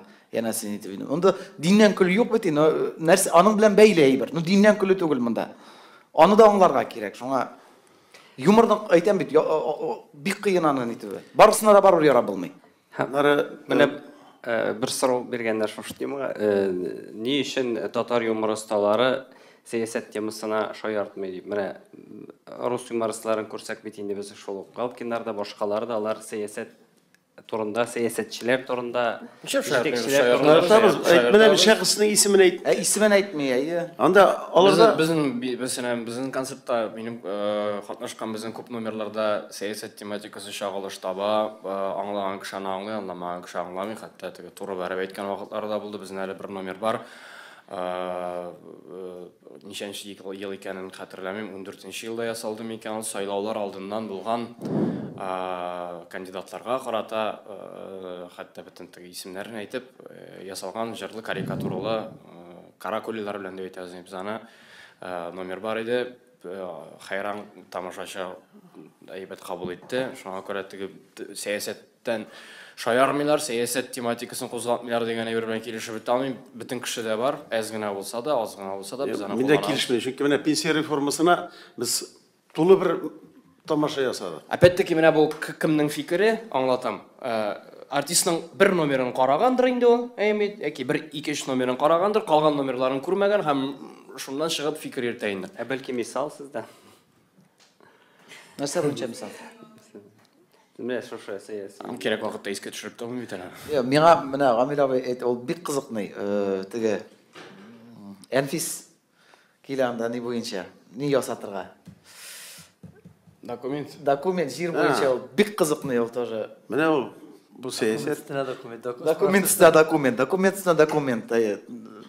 Бездә урыслар кебек сәясәт турында бик ачык шаярып булмый нәрсәгә, гомумән урыс юморы белән татар юморын гел чагыштырдылар элек-электән. Алар кискен аерыла торган шаяру стильләре. Беренчедән рус телендә бик матур бер термин бар. Игра слов дигән. Ул әйтә, берәйберне ике төрле мәгънәдә ягыл. Мәсәлән, яркий мисал китерә алам, ачык мисал китерә алам. КВН командасы «Утомленные солнцем» Галустян уйнаган вакытлар әле. Анда сорыйлар идем. Татарлар урыслар ягына килгәч, борынгы заманнарда нәрсә дип әйткәннәр? Русские, сдавайтесь, у нас орда. Что ответили им русские? А насрать. Нәрсә ишетелә? Ямсыз сүз ишетелә, шаймы? Ә мәгънәдә а насрать гаскәр. Менә урыс телендә шундый алым бар. Бездә татар телендә ул әйберне бик кулланып булмый. Чөнки безнең тел сай, безнең тел кысан, бездә ул оборотларны, ул әйләнешләрне ясау авыр. Шуңа күрә эзләсәң була. Эзләсәң була, кулланып була, кулланабыз әкренәп. Халыкка кирип калган әйберләрдән берсе менә шул Әбринең сүзен алып китәсе килә инде, шушы сүз кушмау белән инде. Кто хочет стать миллионером, Минҗавит абый янәсе алып барам инде. Шунда инде спонсорлар куйдык инде юмористический инде. Бәширә Насирова бер Марсель исемле җегет уйнап тора инде. Шунда рекламада мин әйтәм инде. Иң яхшы бал зәйбалы. Кунак килсә дә зәйбалы, дуслар килсә дә зәйбалы. Заинский мед инде. Нәрсе деп қоясың Бәшире. Мен айтамын, уф, Бәшире аңламасаң, зәйбалы отырал тәккіна деп қоясың енді. Ишетіле бірей бір. Мағынада екінші. Халық нәпіна шоны ятсыз айбірін әліктіріп ала, тамашашы, итан қитлі башы енді сені. Біздің тіл бай ол, ләкин міне ты съездил деген сөз, съездил деп осайды. Біздікі сен барып қайттың ма? Міне 3 сөз керек. Юмырда қысқа болған сайын айбат. Шоны көре бізге әдірек шамасын біліп енді нетесің. Башватқышта да бітейін, мен номер башватқыш міне Жауит абай нейіне юмырға. Анда бітейін шылай бүтін әйбір түзілген кіші керекмәген сөзіне ойлай. Мәселен, кірәлі шыға, анда К, У, А, К қойылған мені, бір гіне харфі жоқ. Кірәлі шыға, Зүлфеке исіңе күтшіріп, күн сайын ертенде бізге кіріп шығалар, кешті кім, қонақ деп бізге, дұрыс, қонаққа кіріп шығабыз деп шағар бізде енді. Красфорд барышында. Міне Данирға тағын бір сұрау, 2 сұрау yazғандар. Гагариндағы пятерочкада көрдім, маскасы жоқ еді, бірден бір кішейді кебетті маскасыз, ник маска кемей екен. Мен ғани, битні тонайларда скидка берелер. Ярар, алайса екінші сұрау. Тағын бір сұрау, шешілер өзінікі ме, бұямай ма, битіне бір түрлі маска ясамай ма? Барып бейленмекші едім, арбам толы ашырға сұраушы балалар бар еді дейін. Барып бейленмекші едім? Барып бейленмекші едім, арбада ашарға сұраған балаларым бар еді дейін. Балалы журналист турында сөз бар. Журналистің балалары бар, ләкин бұл сұрауға жауап бермеске. Теге баласы болмаса бейленерейм, бала бар, извини, бейленмеймін деген көбеген бұл, Әйе. Ну, қияфет, артистінің қияфетін қарарға тейіш. Мен қалса, шешке келгенде енді теге бұяу түгіл, енді қашынды әйбір бар, тонировать ету деп әйте келді. Тонировкалап қоя мені мені қой бақыт. Ретке кетірәбіз енді, әзірек спорты білен де шығылленәбіз. Барысына да жетішірге тырышабыз. Болдыр алған қатлық. Міне біздің ешке тонировканы да өтіп шыға ол. Yok, sen üstü bek motor algamıyor o şey. Palasa кеткен сен. Сұрау. Тағын бірнеше сұрау. Міне сіз тәнқид дейсіз, өзіңізге тәсір жасалғаны бар ма? Ол тәнқид сізді өзгерішлерге кетіре ме? Бірінші сұрау. Анасы мына Камила бұй айтты, артистің дәрежесі түсті деп. Ол дәрежені артистлар өзлері түсірді деп санамайсыз сіз? Һәм міне бізде татар юморы сай, татар юморы yok дейлер. Біріншіден сіз юмористик материалларны қойын аласыз, һәм екінші шул сұрауыңда ма, қазір біздің татар әдәбиятында да юмористик әсерлер ижад етушілер сирек дилер. Омы бүтінләй yok. Міне ол да тәсір ясамаймын сіздіңше? Міне мен нәрсе келе. Біздің халық мына интернет турында сөйледім мен. Интернет аша кіші нәрсе тілі шуны айтты. Мәселен, 40 ел ішінде, бізге бұл 40 ел болды. Біздің юбилейді өткер алмадық. Билеттер сатылып біткені кері қалды енді. Егер де татарның юморы болмаса, бір театр, бір тиын хөкіметтен алмайшы. 40 ел бойы яшай алмай, толы заллар білен. Татар юморы бар ол, аның үшін бар. Сәбәп, Жауит 30 жыл юмор сөйлеп жүрей, профессиональный етіп сөйлеп жүрей. Татар юморы бар ол. Дұрыс, міне айтып кеттік, біз аны бүгін аштық, что татар халқы итақаттырек, біз айтық, білден төбен сөйлерге мүмкін, сөгініп те сөйлерге мүмкін, заллар тұлы болашақ. Аның мәғанасы жоқ. Жауқырап, артист өзі түшірмеді аны, міне интернет арқылы безден ішітіп yazып жіберелер, шулай былай, тегілай былай. Былай мен ойлаймын, татар юморы бар. Кішінің көңілін көтере тұрған артистларыбыз бар. Аны Рашид абай Шамқаевлары, кстати, яңа 80 яш толды, тәбіреклейбіз. Бек талантлы кіші, Рауил абай Шарафилар, Алмаз абай Хамзинлар. Біздің юмористлар бар бит. Ала СССР заманында эшләгәннәр, бек матур юмористик шигырьләр укыйлар. Монологлар, классик әйберләргә дә ничек татар юмор булмасын. Бар ул. Заман үзгәрә тора. Не только сәнгатьтә генә үзгәрә ул. Промышленностьта да үзгәрә, яңа технология, роботлар килә. Сәнгатьтә үзгәрә. Гамил, гафу сүзеңдә беләм, татар юморы бар дибез бар. Әмма дә ләкин юморы бар, аның сөйләүчеләре аз. Менә шуңа шулай күренә дә. Менә монда бармак белән генә санарлык юмористлар, эстрадада шулай, Яшәрен Батырын түгел. Аны шығып сөйлер үшін білесің, көпме ішлерге керек аның үшін. Көпме мимика мы анда, ол сөйлеу ме, ол аны подача материалы ме, аның үстінде ішлеу. Біздің бейт, міне, орыс эстрадасында юмор күшлі. Жаңағы телевизорын ашсаң, шұлық бармақ білен ғана санарды юмористлар. Олар көп бола алмай. Оның үшін я юморист болып туарға керек. Я ол, білмейм, Құдайдан бір бөлектір еме, әммеделеки бүтін күшіде юморист бола алмай. Егер де бүтін күшіде юморист болса, мына тырышып қараушылар бар. Яшырын батырын түгіл, қазір бүтін артист қолынан келеме, жоқ ма, банкет ап бара, тойлар ап бара. Ол мына шушы үстел артында отырған, мына шу артистлардың мәзәктері білен, мына шушы тойны жырып шығалар. Мен бик көп тойларда болғаным бар, юбилейларда қонақ болып, жәмәғат, егер де мен келіп отырам екен, мен сонап отыра, бұл артистінікі, мұнсы-мұныкі, шұл қадар жайланды, әммедер екен, олар профессионал сәхнеге шыға алмайды. Ол юморист көп болар еді. Әммедер екен, аның үшін жәмәғат бұлтығы исімеген әтігіл, аның исімі де боларға дейір. Біздің үшін, мәселен, yüzlegen, unlagan yazışlar bizge mezek yazıp vermeyi. Ana, küntün yatarlar bunşa taşı, uzara uçraşalar, söyleşeler, teginden, bundan şüphliler, bulay alalar, tegiley fantazi. Ol da şulay yok. Rifat da şulay, ana, abri de şulay. Şuna göre... Mingen alay tugul. Senin rahmet, şulay yok. Sizile, bana bu soңғы ilerinde. Minler seytesim kile, yemeğe Tatar yumoru bulur, bulsun. Tatar mezeksiz, yumorsuz külölmüşü yaşay bilmey. Çünkü yol en ağır vakitte da şayarta bilgen. Küle bilgen. Dereceni düşürü degenden, bana bu soruğa ben kabatlap kına aytem. Yemeğe dereceni artistin derecesi düşmedi. Artistin anın derecesi düşü, her kimnin üzerinden, repertuarından, tomaşaşı bilen aralaşığından.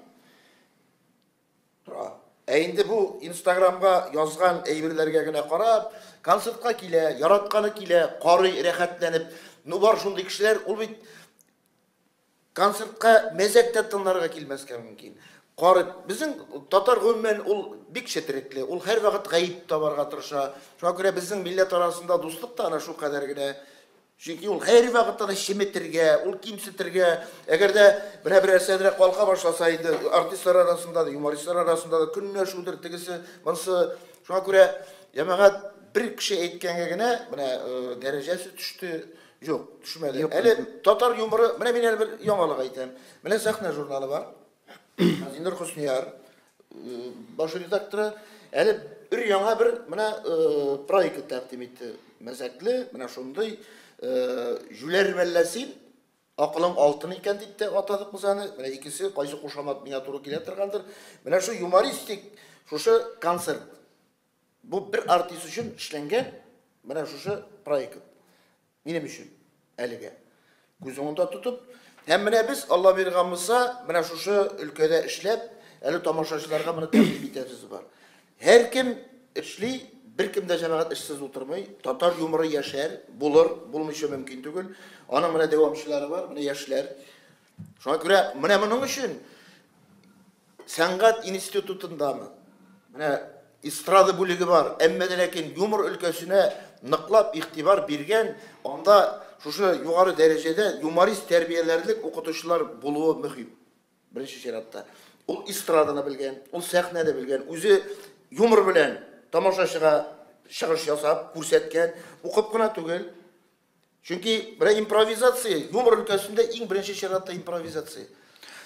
Егер де сен, мына шушыны тұтып аламайсың екен, сен анда шуқын сөйлеп шық, ятла, әйбірін тәбе болырға дейір. Импровизацияға үйретіп те болмай бітер аңа. Біз Рифат білән икеу исімде менім қойайық мұнша ташын. Гамила, хатırlıyorsun mu? Yazıp oturayıq, şu şey bir nişi geytirge. Benim bu hatırlayayım, Yetkar abi, Salat abi da alıp barışı. Yetkar... O şistosun.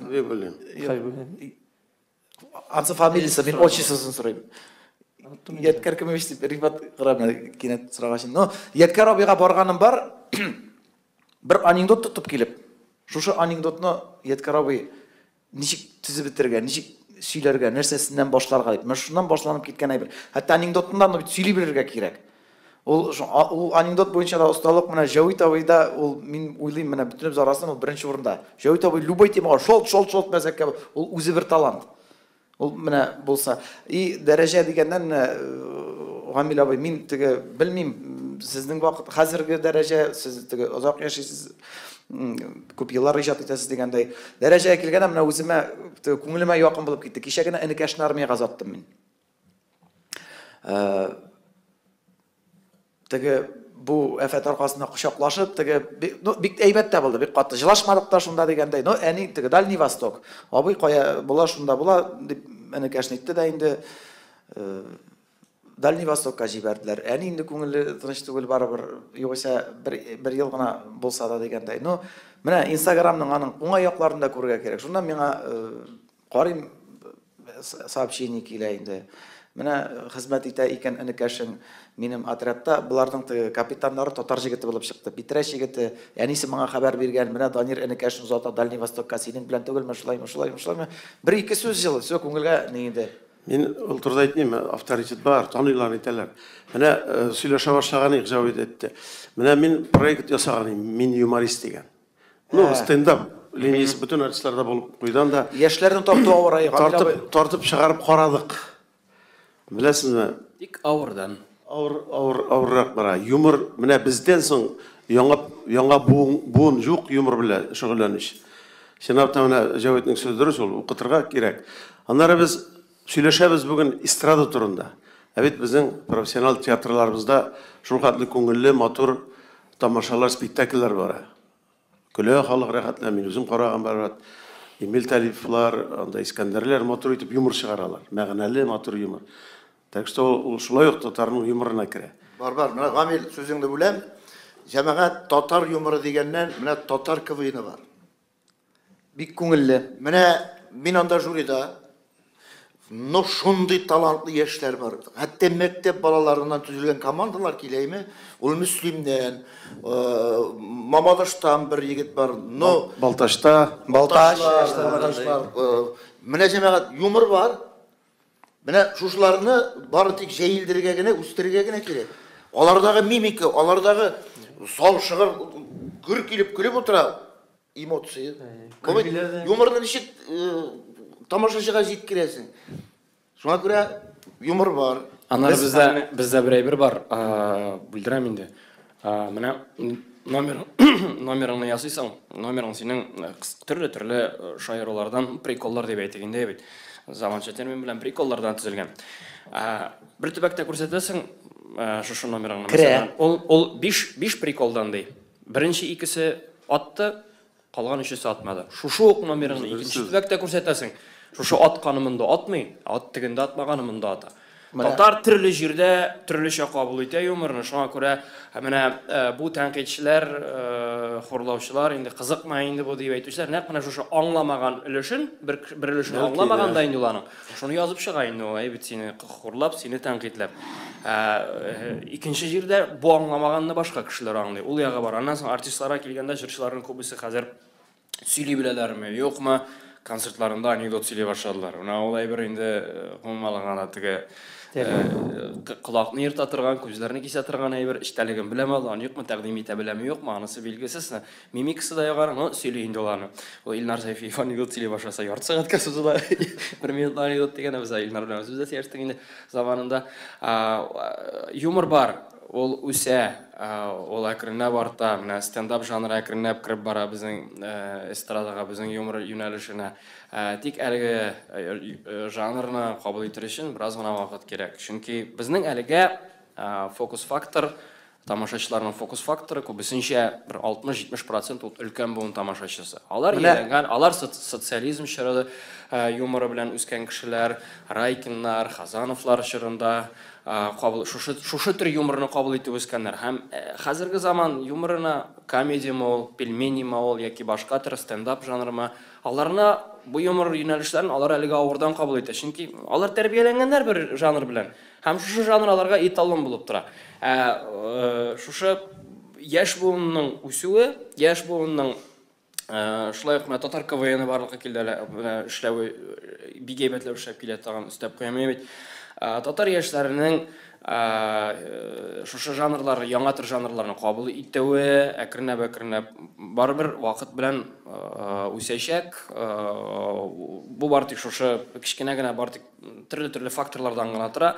Менә шушы юмор үсәме, юкмы дип сөйләүчеләрнең инде әйткән сүзләренә шуны гына кушып әйтәм. Ул үсәчәк, бартык буынның алмашынуы гына кирәк. Һәм менә бер сорау, соңгы сорау, булар инде безнең матбугат конференциясында моннан килә дигән сорау булды язучылар турында. Дөрестән дә без бит инде мәсәлән 20 еллар элек Зөлфәт Хәкимнәр көчле юмор осталары бар иде. Менә әдәбият турындагы сезнең фикерләрегез ничек әдәбияттагы юмор? Барс медиа белән эшләгән вакытта моннан бер хәзер әйтәм 8-нче, 9-нчы, 10-нчы еллар тирәсе булгандыр. Зөлфәт абый Хәкимнән сатып алдылар монологлар. Юмор монологлары. Зөлфәт абый Хәким бирде. Мин аларның бөтенесен башыннан ахырына карап укыдым. Әгәр дә 90-нчы еллар булса, ул монологлар ха-ха булар иде, атыр иде. Тик ул вакыттагы 9-нчы, 10-нчы еллардагы тамашачы өчен ул бары тик нидер шар шикелле генә иштәлектәге язылган монолог булып күренде һәм аны сәхнәгә чыгарып сөйләү әйткәнемчә инде ул вакыттагы жанр үзенчәлекләренә, ул вакыттагы жанрны кабул итү атмосферасына ул гомумән туры килмәс, һәм менә шулай гына кабул ителер. Мәктәп кирәк. Элеккеге әйберләрендә өйрәнергә кирәк. Менә мин рәхмәтлемен институтта барыбер Сафура Бәкер һәм тракторны. Аны күпме сөйләде инде. Рәшит абый Сабиров тәгә. Фронтка китүчеләр урман борылышында күздән югалдылар. Алар киткән якта тузан болыты гына бөтерелеп калды. Ләкин шуларны өйрәнүемә мин рәхмәтлемен. Минем дикция эшләнде. Барыбер әйткән сүзем аңлашыла. Аларны да белергә кирәк. Ләкин хәзер алар белән теге халыкны күлдереп булмый. Күлдерү дә түгел, җәлеп итеп булмый. Хәзер язучылар бар бәлки. Күлдерү мен шунда иде бит. Хәзер язучылар бар. Юк. Бездә артистлар икән. Мин үземне шулай дип саныйм. Шуннан да Зөлфәт Хәкимнең бик күп әсәрләрен, юмористик монологларын сөйләргә насыйп булды. Шулай Фаил Шафигуллинның һәм шулай ук Фәнис абый Яруллинның Фәнис абый бик матур монологлар язган, без аңсылый. Әнгамат Набаев шемиңа менә шигырьләре. Гамил Афзал, менә шигырен хәт укысың аны хәзерге көнгә туры килә. Чөнки психологик шигырьләр алар хәзерге кешенең чиновникны гади генә слесармыл кешенең психологиясе бик үзгәрмәде. Шул акча, шул теге взятка бирүләр. Тик жанры икенче фельетон жанры. Ул жанр менә хәзер фельетон жанрын сәхнәдә күрсәтәсең икән. Нәрсә бу дип караячаклар? Şu за дич дип утырачак инде хәзерге яшьләр. Роберт абыйның менә шу бер куплет тагына инде, мистәгә дип әйтүем килә. Бер менә Роберт абый мәрхүм Орныш мактабысын карап утырдым әле китапларын. Бер генә куплет ул, югыйсә шундый кызыклы кергән. Шигырьнең исеме Алкашка багышлаган бу. Мәгънәсен генә бирәм, төгәл хәтерләмим теге. Яшим дип, яшисең син шушы безнең дөньяда дигән. Бу инде яшәү түгел шул, бу инде үлмәү генә дигән. Матур бит. Мәгънә дә бар шул вакытта. Тамашачы ул әйберне кызганча каршы хәзерге тамашачы.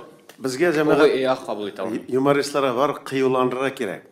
Дөресен әйткәндә без әзрәк бары шүрлибез җегетләр, шулай бит. Нидер Шүрлибез әйткәнемчә менә комплекслар аркасында. Аны алып атсак, менә ул экранны дип әйтегәндә. Менә шушы комплекслар безне тота.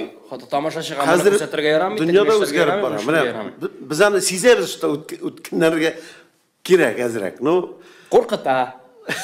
Куркысны очракта. Менә шушы үзебезнең халык белән теге ара әйткәнемчә буын алышынмыйнча менә шушы кыю гамәлләрне яшьләр аңа түлкиза, мәсәлән. Мөмкинлек юк инде. Чөнки иң зур проблема минем өчен менә хәзер. Теге ул минем әлемнә Гамил абыйында мин нишин кичә теге миндә кунак булды, моноспектакль әзерлим хәзер. Чөнки Гамил абый белән дә бераз бәхәсләр булып алды безнең. Моны бит аңламыйбыз без ди. Гамил абый әйтәм, мин теге өлкән тамашачыга гына нитмим хәзер. Юлны тотмыйм дип әйтү мин. Яшьләр дә кирәк, яшьләрне җәлеп итәргә кирәк. Шуңа күрә мин хәзер пародияларда да кулланам теге чит ил танылган җырларны, чит ил җырларын, мәсәлән, безнең татар артистлары җырлый. инглизчеле татарчалы итеп. Шушындай бер менә моноспектакль әзерлеп, чөнки минем тамашачылар бүленде, шунысы кыен. Мине кемнәрдер җырчы итеп кабул итә. Мин гомумән җырчы түгел, әз генә күпме биим, җырлаштыргалыйм шунда. Концертта шунысы кыен, в Солилецк дигән минем бер стендап бар инде, монолог дип әйтик. Бик күңелле ул. Иншалла егетләр белән берлектә яздык без аны. Ләкин шул ук вакытта Уфада булды бу. Берсе торды да, "Монда без синең Солилецкига барганыңны тыңларга килмәдек, җырлале. Кашан җырлыйсың?" Концерт түгел бит инде бу, сөйлисең дә сөйлисең. Шунда инде матурдан аңлатып, минем жанр икенчеме әйтәм, гафу итегез дип. Шуннан соң мин менә әзерләргә булдым бер юмористический спектакль, шушындай пародия белән, бары тик юмор белән генә. Менә әле анда Рифаттың да катнашуы кирәк булачак, җегетләр дә миңа ярдәм итерләр дип. Ул бәйле булачак экран белән дә. Заманча була бу. Бу экран һәм үзем сәхнәдә. Экранда действие арасында мин әле üstüne alıştırıp ikinci obrazda çıkarga teyиш. Менә шундыйрак бер журналисттин суроуна барбir жооп бермедиңиz. Хәзерге әдәбиятта язучылар бармы дигән. Әйттем бит инде. Юк. Юк. Юк. бар, Яшәгәпов. Әйе. Бердән бер язучы көн туры китереп язучы Илфага бейди. Ул да юк. Әгәр дә әдәбиятка алсак, булай язучылар бар, теге яшьләр арасында стендап, әдәбият дип алсак инде, теге китап чыгарып дип андыйлар юк. Юк, ул Эстрадага язмыйлагалар. Дыр дип на всякий случай истеп Юмор куймак. әйберләр язалар. Эстрадада ул бик кысылган булырга тиешинде. Скажем, юмористик ниләр чыга бит. Әбип Лоронкы да бар. Җавапны булай бит. Монолог язучылар. Матуралар. Сәхнәдән сөйләп булмый. Эчтәлеге дә бар. Тамашачы кабул итми. Монолог язучылар юк, стендап язучылар бар. Менә җавап шушындый булсын. Менә инде бу юмор ни багаш мин бер юморист алданамы дигән. Кешене ул бит инде юмор әзрәк кешене алды да килеп чыга. Шулай бит инде. Кешене шандыру. Жанр үзенчәлек инде. Үзем дә алданганым бар. Бик кызык. Менә автомат рәвештә кирип китәсең икән. Балыкка төштек. Бер браконьер дисәң дөрес түгел, бер дус малай шул балык тутайын, бер 5 ел элек микән инде. Мин английскә төшерәм. Бу төште дә кайда кирип югалды. Сит селкенсә алышсыз да нинди. Браконьер инде алсың. Браконьер. Мин гомердә ситтән бала алган кеше түгел. Күрше малай белән егенде. Шуннан суны җырып селкенә башлады дип инде. Бу киткәндә әйтеп киткән теге малай белән сөйләштеләр. Ладно, балыкны анда эләккән инде балыклар. Шул берсе ышкынды шумды инде. Теге күрше малай да Фәритти киткәндә әйтте ди, балыкны тамагын кашырга кушты ди. Иначе барса чыга бетә. Хәзер мин әйтә, давай кашып тор. Мин сазанның бүтән кашып торам. Әкрен генә алдык, малай чыкты бит, нормаль гына. Килде дә чыкты балык, капчыкка салдык. Сен әйбәтләбрәк ышкы ди. Теге соңак тирәсен, соңак. Мин 3-4 балык алды инде тамагын кашып инде. Менә хәзер теге малай әйләнеп килде инде куяндыр нәрсә, ситләр карап миңа. Нейди, әйтәм, молодец, әйтәм, син куян белдең, әйтәм, тамагын кашып, әйтәм, балык малага. Теге малай жыгылды, үлде. Мин аны шаярып кына әйткән инде. Теге малны суйганда тамагын кашыйлар бит инде. Менә Тормыштагы күренешләр килеп чыккан әйбер инде. Мин балык кашып, гомердә әле аны кеше юк, тамагын кашып балык ситте. шулай эшләгән. Балыкта җунуста бер хәл име? Теге баракларга икра якыр ташып торалар шуны. Һәм безнең менә соңгы сорау безнең вакытыбызда. Безнең шушы гына журналист сөйләшә. Мин менә теге кара кыздан качаннан бери көтәм инде. Без генә күргә килдегез мәллә. Сездән бит менә экспромт көтәбез, сездән юк әлегә. Сорау миннән инде гафу итегез. Безнең Татарин форумның 30 еллыгы безнең юбилейда һәм шул хөрмәткә безнең турында бер импровизация сөйләгез, пожалуйста, журналистлар турында һәм Татарин форум турында. Импровизация булыр өчен ниндидер действие булырга тиеш. Безнең районда барда яхшы, безнең районда барда яхшы булгач яхшы була барда. Безнең районда яхшы булгач районда да яхшы барда. Чиновникларга да яхшы, эшчеләргә да яхшы, барда яхшы булгач, барда яхшы була, илебездә да яхшы була. Юмористлар да яхшы. Бер бабайда утыра икән бит, журнал карап, журнал укып утыра икән, аңа килгәндә бабай, нәрсә укыйсың? Нинди журнал бу? Аллакаем исторический журнал, исторический Бабай, бұл бит исторический, бұл бит эротический журнал. И балақайым, кімге эротический, кімге исторический деп айтады. Болды ма? Импровизация. Импровизация бит ул кайда туа? Сез караган картинадан импровизация ул бит сөйләшүдә туа. Әгәр дә сез сөйләшеп, менә әңгәмә китә икән, шунда шаяртып куясың, ниндидер ситуация килә. Ә монда теге бүлмәгә китеп кертсәм, импровизируй. Менә 4 бүлмә арасында утырам әле, 4 бүлмә 3 пишмаклы булып кына чыкты бит әле дип. Менә ничектер шуннан каян табасың анда импровизация? Ситуация булырга тиеш. Теге бер хатын эшкә шалтырата, бүген эшкә килә алмыйм. Нәрсә булды? Менә өйдә 5000 тәңкә акча югалды, шуны эзлибез. Кил син башкалар эзләсен. Юк, мин шул акча өстендә басып торам дип әйтә. Сез башка юморчыларга пародия күрсәтәсезме? Ничек? Башкаларга, мәсәлән, Җавид Шакировка, Рифат Зариповка, Данир, сез күрсәтәсезме? Пародия. Аның миннән бездән издеваться иткән артист шушы. Без ул пародия жанрын сөйләмәдек әле. Әбри бик көчле пародист безнең менә. Әле ул аның вообще менә тавыш ул Филусны ничек күрсәтә, менә шакма иң шаккаткан ниләрдән берсе ул Филус Кахировның шундый матур сүз.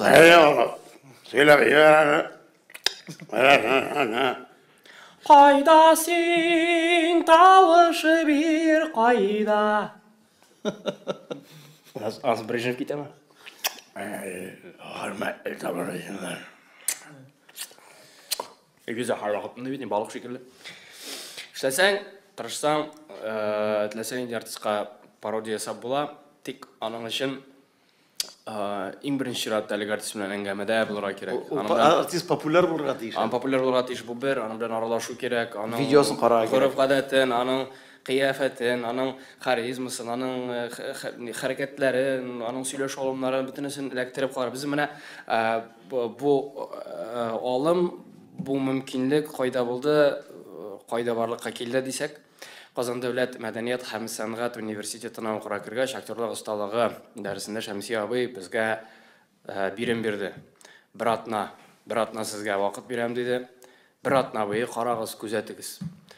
Троллейбуста йөрисезме, автобуста, урамдамы, сез парктамы, балыктамы, көтү көтәсезме, авылдамы, күзәтегез. Кем нәрсә эшли, кем нинди кыяфәттә, ничек киенгән, хылкы, тотышы, сөйләме, хәрәкәтләре бөтенесен языгыз, карап барыгыз, сеңдереп барыгыз, исегездә калдырмасагыз языгыз. Бер атнан соң килеп сөйләрсез бер 5-6 образны. Кемнәр бар? Менә без атта буе инде карап йөрдек троллейбуста, акайган кешеләр шикелле, кешегә карап торасың бит, нише икән, нәрсә икән, бер кеше күзлисең, урамда йөргәндә безгә бәлкем теге юләр кебек карагандардыр инде. Тик әлеге алым нәкъ менә образ тудырганда, кемнедер кабатлаганда, пародия күрсәткәндә бик зур ярдәм итә. Чөнки син кешенең билгеле бер хәрәкәтен шундук эләктереп алып, шундук аны кабатларга өйрәнәсең. Кайбер кешенеке бик авырдан чыга. Мен Филусны берәр ел тирәсе өйрәнгәнмендер тавышын чыгарырга. Кайбер кешенеке шундук чыга. Рафаэль абыйныкы әллә нәрсә әзерләнәсе дә булмады. Рафаэль абыйның тавышын шундук чыгарып була. Кайбер кешегә билгеле бер аның белән аралашып алу кирәк, аның белән шалтыратышып сөйләшеп алу кирәк, аның белән концертта очрашып күрешү, ул эшләп була, тик авырдан бирелә, кайберләре җиңелдән бирелә, аның өчен вакыт кирәк инде әлбәттә. Менә миңа иң кыеннарның берсе менә Күрсәтеп ал инде. Минем теге Данир шикелле сөйләм белән бик шөгыльләнгән юк, мин шул теге җырлап кына әйтәм инде. Сөйләмне алай артык практиковать иткән юк минем. Сөйләнмә шул Салават абый гына буладыр инде. Җавид абый ничек алды менә күзәтеп бир. Мин бик күпләр озак ул сразу чыкмады минем. Карап башваткыч алып барай вакытта Җавид абый шуңа әйткән. Озаклап карады мине. Һәм Җавид абыйның гадәтендә ул кем ничек әзерләнә бит әле концертка. Җавид абый инде теге иң ниткән идем Питрәчтә сабан туймысын арган Җавид абый инде. Сәхнәгә чыгарга кирәк. Һәрбер сүзенчә әзерләнә. Ул менә үзе бер күзәтү ул артистларның әзерләнүе концертка. Җавид абый йөри хәзер артта палаткаларда, сәхнә артында иде.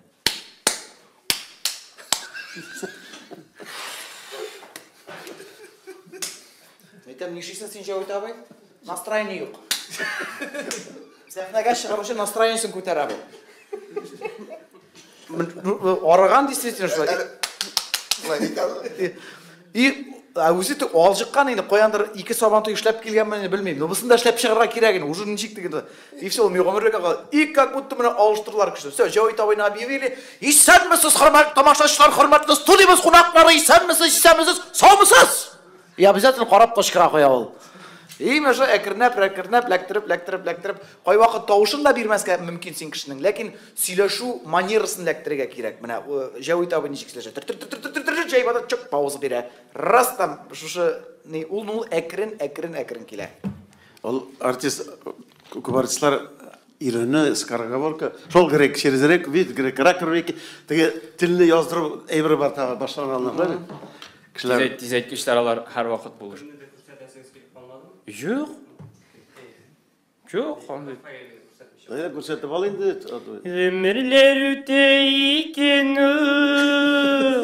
өте де кете екен, көңілдерге не қымынды, нәрседір күте екен.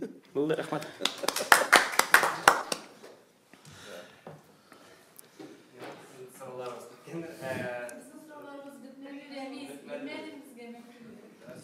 Сіздің өзіңіздің сіздің Сізді.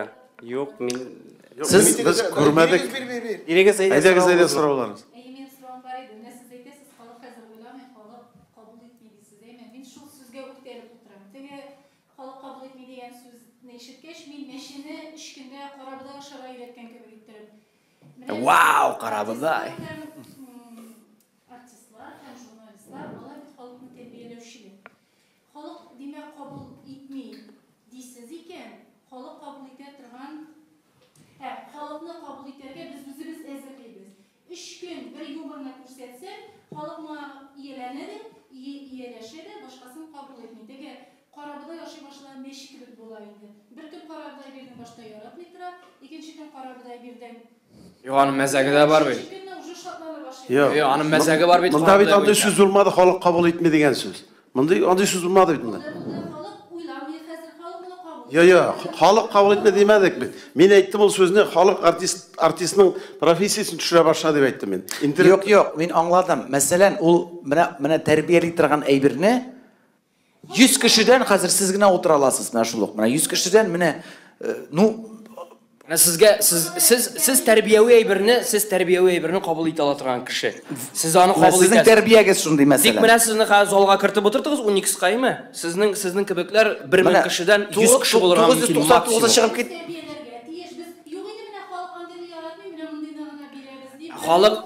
Халық аңламай екен, халық тәрбияуи әйбірні аңламай екен, аңланы беру мәғіне бар ма? Жоқ, әлбәтті рамкалардан шығарға ярамайды. Рамкалар әлбәтті бар енді. Мен сіздің сұрауға былай деп жауап берейін. Шыннан да концертта гіл мәзәк юмырғына болырға тиіш түгіл. Мәғінәуи, тәрбияуи әйбірде болырға тиіш. Жоқ, олар да бар. Ол бар. Чөнки міне бұл қойсы бірлері юмыр ашады, аны әйтірге мүмкін. Бәлки ол концертында бірер яратқан авторын жыр арасында болса да шиғырында сөйлеп қоярға мүмкін. Шуңа көре тәрбияуи әйбірлерде концертта болырға тиіш. Алар бар, аларны қолланабыз біз. Барыбыздың да ер. Оңышы шыққан миниатюра өзі тәрбияуи әйбір бетінде. Оңышы шыққан әйбір, мына шул сен айтқан рекпалаты. Біз әмі тұрмышта интеккен кішіні көрсетті бетінде мына рекпалаты. Мына біздің бар еді Энекәш, халық артынан иерме, халықны өз артыңнан иерт. Шуны әйтмәкші бұлайынды. Мәші примері, мәші мисалы. Не үшін мәшіні интіктіресіз. Мен екінші яқынан да қарап, неге ол мәшіні интіктіресіз? Иттерген керек, аңа бұдай бересің бе? Бұл мәселенің асылын білесіз бе? 2 күн ашы, чүнки міне көбірек стендап форматындағы, әм шулай анекдотлар, тамашашыларға көбірек келе, бір күн келе, башқа яқшырақ көлемді монологлар қаман көрсетілмей, 2-ші күнді де шуны атаковать етелер, 3-ші күнді бейшара қайништәсір еді, башқа тыңлар әбір жоқ, тоқтамай маны тыңлайым, рәхаттәріп шушыңа көнеге. Міне оның асылы да шунда. Чүнки нәрсе білен ошатасың, мәшіні. тамашашыны. Менә ул шуңа канәгать була. Шуңа күрә алай булмасын өчен безнең һәр беребезнең дә программасында, концертларда мәзәге дә бар, юморы да бар, биюе дә бар. Барсы да бар. Драмасы да, комедиясы да бар. Аннан Опять-таки, гафу Данир бүлдерәм, онытамайса фикерне. Опять-таки югарыда әйтеп үткән, ем тагын кабатлыйм, бар шундый үзенчәлек, мәсәлән, бер номер эчендә 5 төрле мәзәк икән, бер урында аның 2-сен аңлыйлар, 3-сен аңламыйлар, икенче күрше районга гына барасың, инде беренче 3-сен аңлыйлар, соңгы 2-сен аңламыйлар. Менә ул якны да, ул факторны онытмаска кирәк. Тәрбия дигәндән. Тәрбия дигәнне ул һәрберсенең үз дөньясы, үз карашы дөньяга. Төхватуллинның концертына бардым, Ришат Төхватуллин. Утырам матур гына. Бер апан килде дә, энем, менә концерт. Менә кешедән көлү түгел, инде синең кебек. Менә зәвык. Кара ничек матур киенеп чыга, ничек матур җырлый. Мин аңладым, аның белән бәхәсләшәсе юклап, субханаллах, Аллаһга шөкер әйтәм. Мин дә менә тәрбияләнергә килдем дидем. Дөрес. Шуңа куанып, дөрес эшләгәнсең. Дип китте инде ул.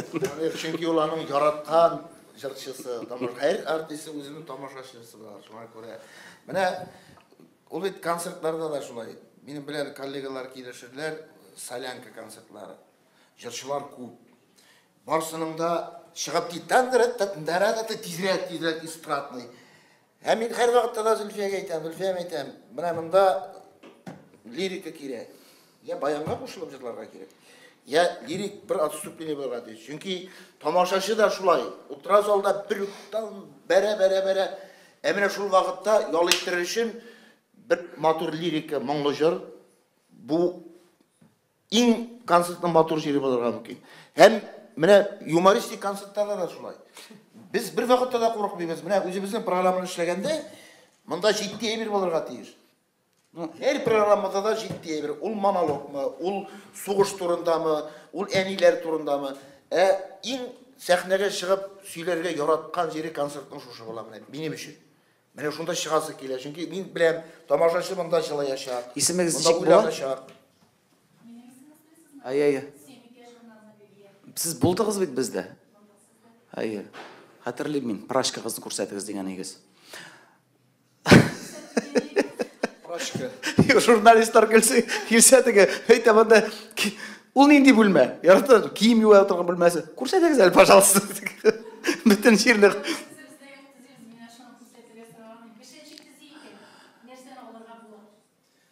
Менә сораулар, менә яшь кыз утыра. Сез кайсы газетада менә бара? Сез бер компанияме? Тагын башка газеталардан бармысыз? Менә Сөембикә. Сез кая? Нинди? Менә гаилә һәм бу битен җәмәгать шулай ук Сез иң беренче бирергә тиешсез сорауны. Беренче балалар тәрбияләү буенча нинди мәзәкләрегез бар? Балалар турында мәзәкләр бармы? Менә миңа әйтеп китәм кабатлап, Зиннур Хөснияр шушы сценарий язганда, менә һәр журналдан балалар турындагы мәзәкләр, аларда сәхнәдә. Менә импровизация китте. Журналист өчен үзе сорау бирә, үзе җавап бирә. Сораугыз, җавап табый. сораугыз гаилә һәм Сұрауым өзіміздің журналға қағылын еді, шақсан сұрауым бар еді. Башқа профессия иеләре ішін ничектер эшли, кәйфенә карамый, үзенең гаиләдәге хәленә карамый, менә артистлардан, җырчылардан чыгып җырлап кирергә мөмкиннәр, кәйфенә карамастан. Ләкин менә ниндидер авыр моментлар була кешенең. Менә концерт алдына гына кемнәдер әйткәләшә, авыр сүз әйтәләр. Юморист кешегә бит бу бик читендер настроить итәргә. Кешесенә карап читен. Ничек җиңәсез менә бу моментны? Менә син әле генә син авыр сүз әйттеләр, син чыгып кешене күлдерергә тиеш, синең үзең дә күрәсең килмәсен. Менә әйтерем. Бер генә мисал китерим әле. Менә 5 ел элек безнең бер баянчыбыз КамАЗ астына кирде. Концерт бара. Икенче отделение башланды. Кайтып киткән шәһәргә меннән сорап, 2 концерт Арчада бу. Беренче концерттан икенчесенә килеп җитәм диде инде. Музыкант малай. Концертның нәкъ икенче өлеше башланганы гына гайдан шалтыраттылар, сезнең артист бәрел булды. Концерт тамашачы бара. Хәтерләмәм. Бүтән җылап акырышабыз инде. Анда как раз җыр Тавыш оператор мәл Юк, музыкант менә. Музыкант Альберт. Музыкант, как раз менә сезнең сорауга җавап. Беләсезме? Ой, авыр. кішіні күлдірге керек, ол ақша төлеп келген еме. Битлерін нейтеміз де, пудра сүртеміз де. Сонынан концерт бітті. Менің ғафу айтам, ғафу етігіз. Бәлкі икеншіліштен болғандыр айтам, шындай халық уақытты. Сонан кіріп, ана директорды айтты. Бір кіші бір нәрсе сезмеген, білесің бе? Алла сақласын, рахат әйбір түгілін ол. Міне талашу бойынша артистler арасында боланды әйбір. Сәхнеге шыққаш бірсе де қалмай ана. Сен міне бұл мен айтты деп, сен рөлін өзгерте алмайсың бейді. Шулық үнеп шығасың ана. Міне әлі сұрауыңыз бек орынды болды. Алнарақ айтасыңыз қалған екен. Не үшін айтам? Шынында жыршылар бар. Başka profesyon kişileri var. Mene humoristler var. Humorist bu profesyoның ağırlığı şunda nindigine halette bulsan da 50 nerse jarılıp yapmagan mı? Sen çıkıp tamaşaçıga şuşu kişini senin işki haletin nindi uttayanganını bilip derleymi? Sizler meşe şunu söylerge gerek. Bilesiniz mi bunda? Bunun asılı, bunun ağırlığı. Bunu başka bir profesyon bilen çalıştırıp bu yılmayıp külüp oturgandagına rağmen. Gelip düşösün, miner şakırım yollardan ötüp, eli sahneye çıkıp basasın değil mi? Eli nindi yollar bula, bana Sibir'de. Sonra göre miner kilometre konsert bilen konsert arasında barga gerek, 500 kilometre. Sonra göre, bana bu anlayan kişi anlay. Nindi halette buluna karamastan, sen şın motor etip, yerine jetkirip, başka yerde söyleyen gibi keyfin yakışı, tamaşa şeyde көріп тұрайы қарамын дегенде настроение. Перевоплощение деген әйбірің. Перевоплощение. Анары бек қызық тәқдим болған емеға. Драматик театрда ойнарға қыштылар. Мәрхүмин режиссер Айдәлде бір столлерін ойнарға керек. Айтам Найлабай, айтам сен менен күлмейін деп айтам. Неше мен популяр юморист, шундай серьезный рөлін ойнарға тейшін, жидді рөліні. Жоқ, именно сен барасың анда как раз. Сен мужика сыграешь. Солай бір шара сөйлер. Қазір Төбен Камада бірінші тамашаға шықтық. Серьезно мен аның іштәлігі әнесін шәһәрге алып келе квартира алу үшін ауылдан айырып. Шуны ойнау шықшын. Мал халық ақырып күле бет. Мен серьезно шықтым. Бұрылдым да кіріп кетті. Ойлап айтып, бар шық. Кері шықтым, ол күнеді күлдірер де тоқтадылар. Кетті ойын. Сондай кулиминацион орын бар, әнесі өлі қолында. Мен шул қадлы ойнадым мен аны. Зал ақырып жылап отырған шоқларда болды. Юморист кісі мен айталар, сен тұрмышта бек серьезный екен. Чөнки юморист кісі ол тез өзгәрі, тез кері халатына қойта. Мен жауап сенің сөзге қуаты. Сіз қойсы газетті, қойсы. Наконец сізге барып жеттік. Едегіз береге сұрауларыңыз, ондан соңынан ихтиярлық болмасын. Рахим етегіз. Иштебіз. Татарин форум Халил Шамиль. А среди вас есть пишущие? Кто для себя пишет? Мы все пишем. Все пишем. Вы все пишете, да? Кто не пишет, нам сами пишем. С коллективом. Мы все сами себе пишем, частями друг у друга крадем. Татарский эстрада. Потому что у меня был вопрос, что вот вы часто говорите слово юморист, но юморист это автор, кто сочиняет. Да, в основном авторы. Исполняют комедианты, шуты, там актеры и так далее, кто вот исполняет чьи-то произведения. Значит, вы все пишете, да? Или корректируем то, что кто-то написал, чуть-чуть корректируем, осовремениваем, и такое бывает. Mesela анда Фәни Сабиның ярөлінің бек натурайыры бар, зиянlı файда деген. Оланда енді өзін жазған ол инвалид кіші бетінде. Біз аны өзгерттік, mesela екі құлы да тұтмай тұрған кішін ойнады. И такое бывает. Это вот на русском надо, наверное, отвечать. На татарском, на русском может, да? Слава Богу, говорит Жауит абай. Юмористкаларны бұнда көбірек өзіміз язабыз, жиябыз. Енді yazушылар yazып бергенні біз, мен өзім шақсан сұрайым, өзгертірге мүмкін бе? Мүмкін. Рұқсат? үзгәртәбез. Кайсы бер язып биргән язучылар, алар үзләре дә үз әсәрен кайсы вакыт танымыйлар. Калыбы бар, чөнки красный линия кызыл ни булырга тиеш, һәм инде темасы булырга тиеш, каядыр кульминация булырга тиеш, каядыр развязка булырга тиеш. Шуңа күрә мәзәк шулай. Аллаға шүкір. Тағы бір тема бар жамағат. Хатын қызлар татар юморында yok. Көресің, бір хатынымызда yok. Сөйләлі әбірей. Біз мына тігі барыста іштеген уақытта, кастинглар ұйыштырған уақытта келелерге юмор бойынша да кастингқа біз жюриде отырған уақытлар. Іштәрге тілек білдірушілері бар, қызлар арасында бар еді. Тек өзін-өзі камилләштірерге... Әбірей, можно бір секунд қана? Дәрісте кебек отырабыз, оқытушы сіздер енді шығып кірсем бола ма? Татар юморы белән эшләргә теләк белдерүче, татар юморы белән эшли ала торган кызлар кызганча каршы бездә юк. Аны тамашачыдан иштер кабул итә алмыйм. Әйе. Әгәр дә хатын кыз тегеп нәрсә беләндер шаяра башлый икән, нидер образда чыгып эшли башлый икән, тамашачы киресенчә тәнкыйтькә борып куя бу әйберне. Бу күренешне. Шуңа күрә бәлкем шуңадыр да инде хатын кызлар юк. Бездә андыйлар булды, менә Улияны бик безнең халык кабул итте. Менә хәзер яшьләр арасында Йолдыз дигән бер кыз стендап укый бик матур гына, бәлки генә көтәле. Бәлки чыгарлар. Бетерәбез. Сорауларыгыз тәмам биттеме? Яшәп ята, театрда түгел. 5 ел киткән. Рәхмәт сезнең барыгызга да. Рәхмәт журналистларга да. Бик зур рәхмәт. Икенче мәртәбә шунда сөйләдек бугай.